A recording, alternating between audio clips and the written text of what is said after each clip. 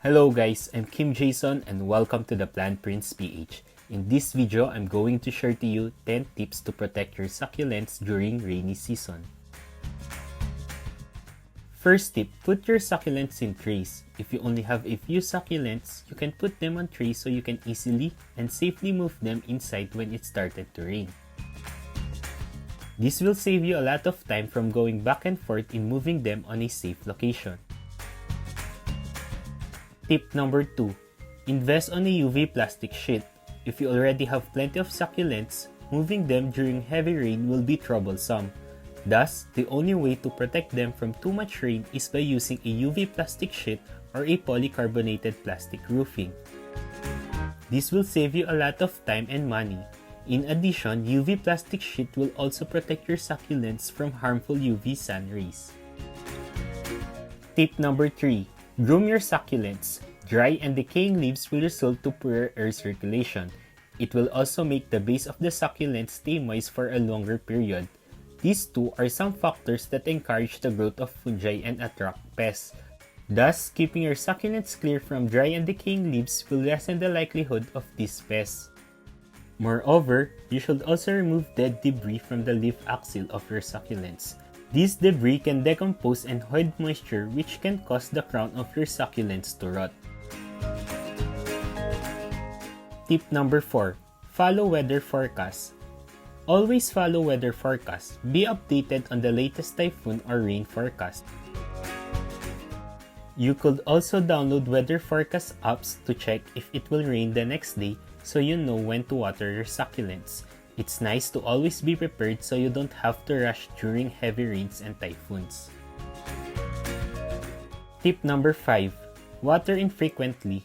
Succulent soil mix tends to dry longer during rainy season. Thus, if you're not sure when to water your succulents, the best decision is to skip watering. During this season, my normal once a week watering tends to become once every 10 to 15 days. Remember that it is better to underwater your succulents than overwater them. Keeping their soil mix dry will prevent fungi and insects from infesting your plants. Tip number 6. Use hydrogen peroxide. Hydrogen peroxide helps aerate your soil, which helps to prevent root rot. When it is absorbed into the soil, the hydrogen peroxide breaks down and releases oxygen. This high oxygen level will make sure that your succulents' roots are healthy and strong. In addition, hydrogen peroxide can also fight and prevent fungal growth or molds on succulents. To use, mix 1 teaspoon part weak solution of 3% hydrogen peroxide to 1 cup clean water. Tip number 7. Invest in good pots. Always use pots that have a drainage holes. Succulents in pots without drainage holes are prone to becoming overwatered. Waterlogged can result to root rot, which is a condition that can kill your succulents easily.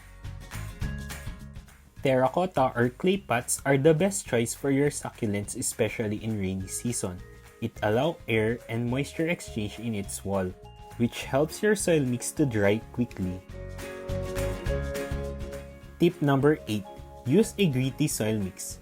During rainy season, it is very important to use a soil mix that is well draining and should not hold or stand the water on the surface. Avoid using medium that tends to get sticky when wet, such as clay-based soil. Tip number 9. Remove water that pull in leaves. Remove water that pull in the leaves or crown of your succulents. You can use a pump or blow it using your mouth. Water that pulls in the leaves can cause rot and sunburn. Last tip, avoid touching the farina. Aside from the protection from harmful scorching sun, pathogens, and pests, the farina also protects the succulents from water. Farina acts as a hydrophobic layer, which means it repels water and helps the succulents not to absorb too much water. Bonus tip, collect rainwater. Rainwater provides dissolved mineral and has a lower pH, which is beneficial to the growth of succulents. It also washes away dust that inhibits photosynthesis and makes your succulents look brighter and more vibrant.